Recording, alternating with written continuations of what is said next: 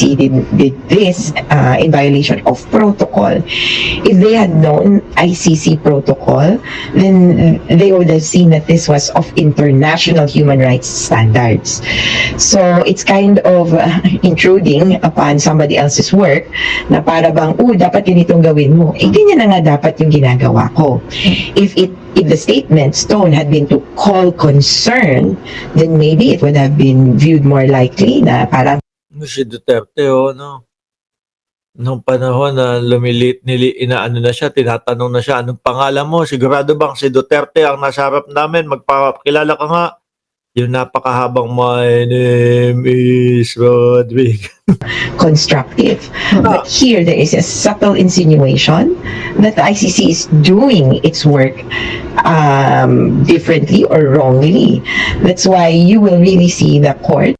Sabi ni Arbelan, ni Arbela, Gakusan, pinasasakay lang si PBBM ni Aling Maliit at espiya yan ng mga Duterte, kaya ingat lang si PBBM. Tingin ko alam naman ni PBBM yun. Mga boss, ano po? At kagandahan nun, alam din ho natin, mga kababayan. Pushback, and specifically the detention facility.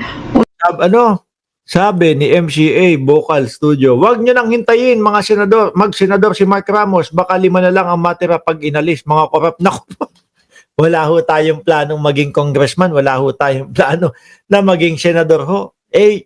Haba ng pasok nila, haba ng araw ng pagtatrabaho nila, ayaw ko ho ng ganun. Gusto ko yung tipo bang, 1, 2, okay na yun. 2 oras, pinakamahaba na yun, tas uwi na, matutulog na ulit.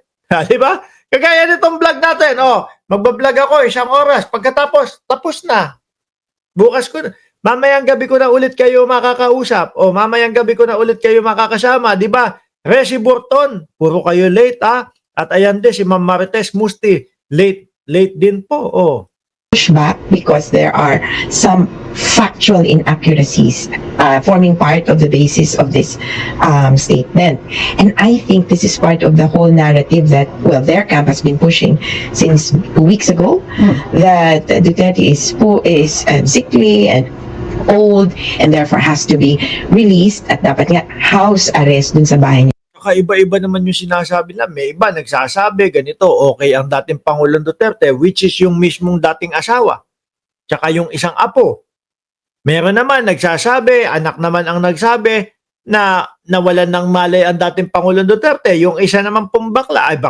Yung isa naman pong taga-Hague, ang sabi naman daw po, nabagok naman daw ho ang ulo. Yung isa naman ang sabi, berewek daw, berewek. Bahala na kayo mag-isip kung ano yung sinasabi ng isa na berewek. Alam nyo na yun, tingin ko. At kilala nyo na kung sino yung nagsasabi ng berewek. Sa Davao. At this point, there simply are no grounds to have him released.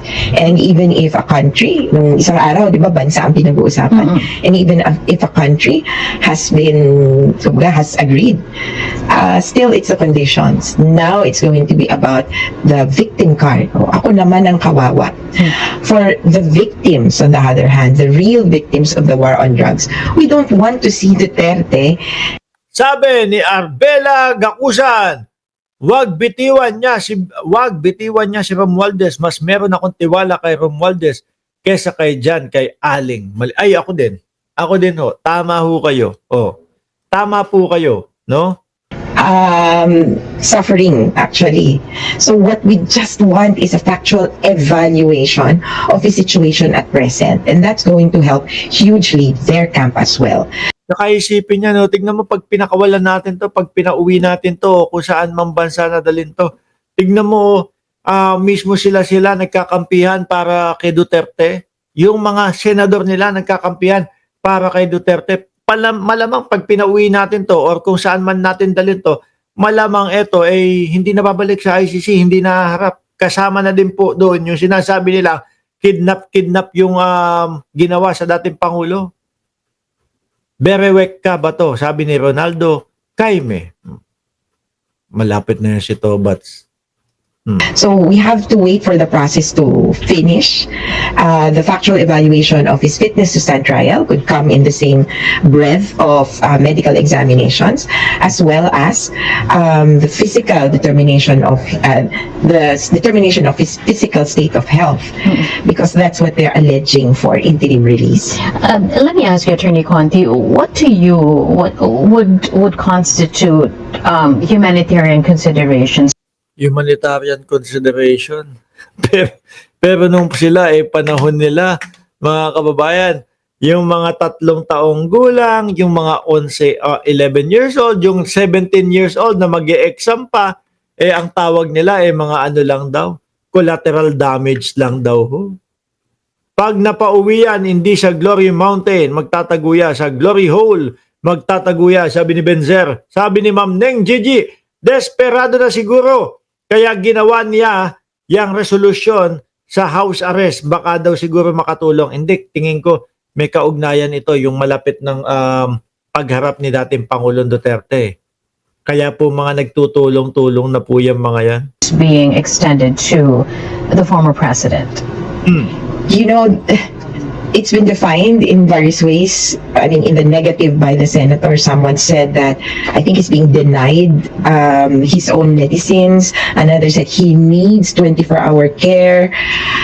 Yung mga sinasabi. Meron pa nga nagsabi, Binartolina daw wala pong iba kundi si Robin Padilla Biruin nyo mga kababayan, senador ng Pilipinas, ganun na yung narating mong estado, ganun na yung narating mong katungkulan, tapos magpapakalat ka ng fake news na Binartolina, si dating Pangulong Duterte. Nakakahiya ho yun.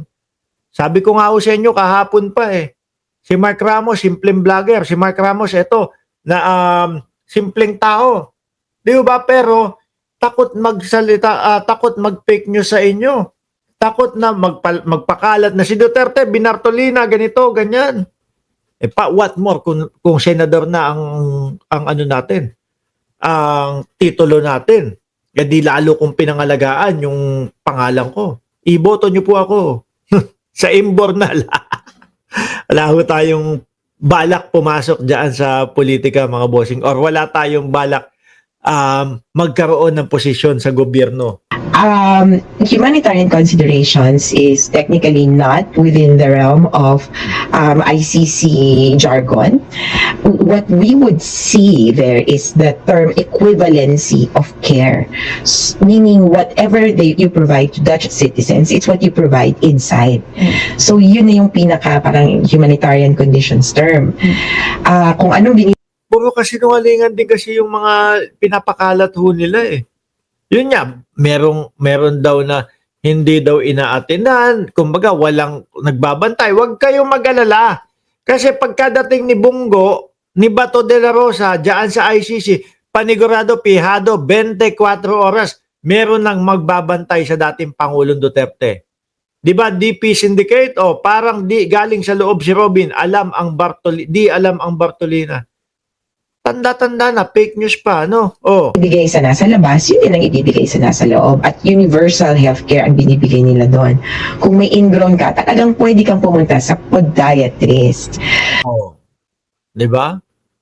Kaya ang pinaka-ano lang dito, mga bossing, ang pinaka maikli na pagpapaliwanag dito, huyu ang mga senador o huyu ang Senado ng Pilipinas doon sa ICC. Kahit na nagkaroon kayo ng botohan dyan, kahit na kung ano-ano pa yung mga pinaggagawa nyo dyan, walang pakialam ang ICC. Ano po? Sayang sa oras. Sayang sa panahon.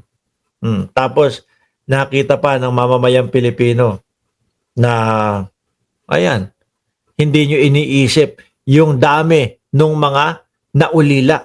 Iniisip nyo lang, awa doon sa nag-iisang buhay. Anyway, mga boss, Chipamo, sir, magpapaalam muna ako sa inyo, no? Isang oras din tayo tumagal, mga boss, Chipamo, sir. Mamayang gabi, anong oras ba? Alas 8 ng gabi dyan sa Pilipinas. Sama-sama uulit tayo. Muli po, maraming salamat and God bless po sa ating